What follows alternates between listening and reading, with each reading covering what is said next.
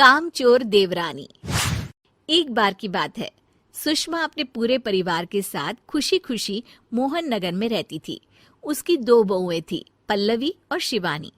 एक दिन दोनों बहुएं रसोई में काम कर रही होती है कि तभी उनकी सास सुषमा उन्हें बुलाती है।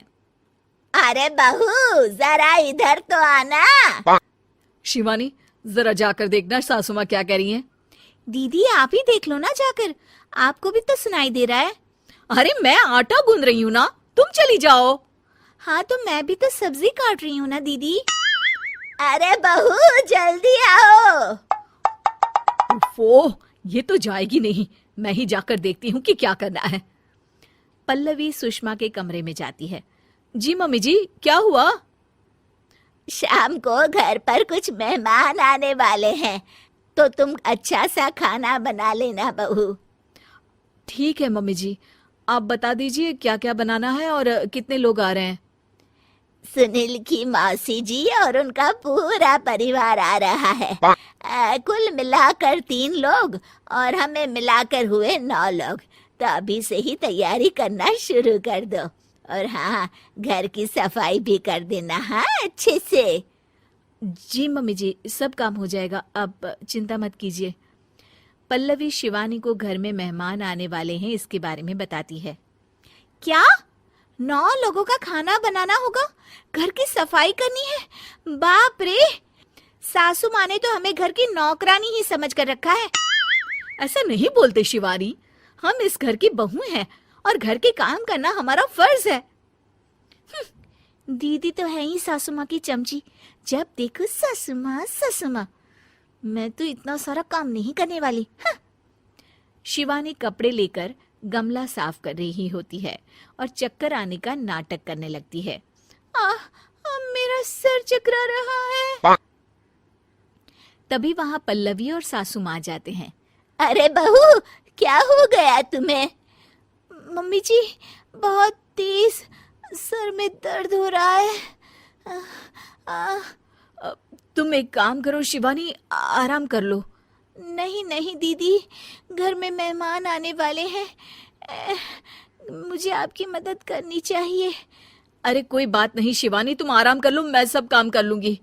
ठीक है दीदी, अगर आप इतना कह रही हैं तो आराम कर लेती हूँ।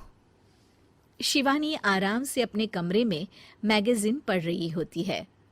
इसे कहते हैं आराम की जिंदगी। इतना सारा काम। चलो सारा काम खत्म हो गया, शिवानी को देख आती हूँ। शिवानी अपने कमरे में ईयरफोन में गाने सुनते सुनते सो जाती है और उसके साइड में मैगजीन भी रखी होती है। पल्लवी वहां आ जाती है और वो सब देखती है। ओहो, तो मतलब सब काम चोरी का बहाना था। अभी बताती हूँ इसको। घर का सारा काम मुझे करना पड़ा और ये महारानी यहाँ मैगजीन पढ़ रही है, गाने सुन रही है।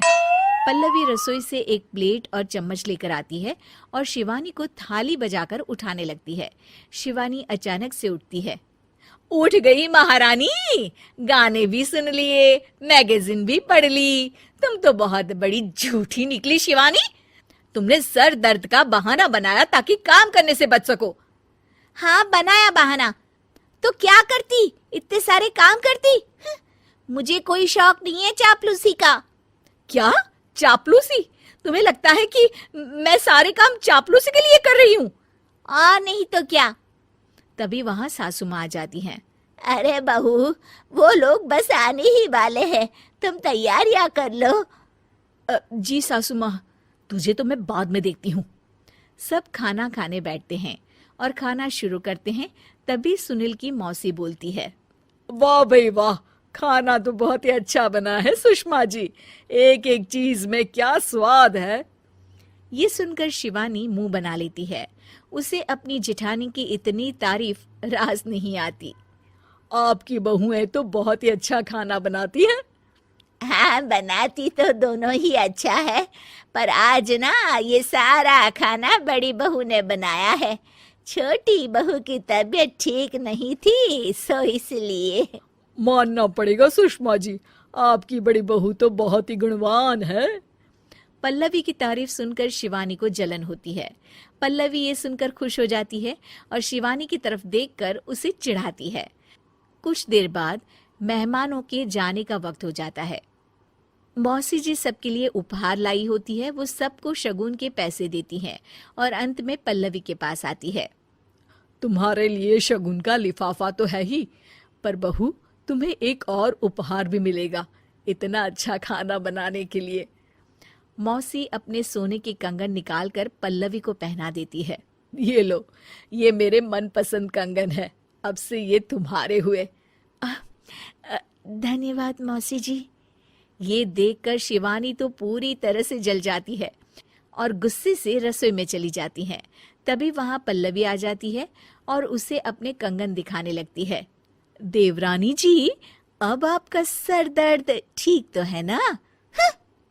मुझे लगता है कि अब सर दर्द शुरू हो गया होगा आपका।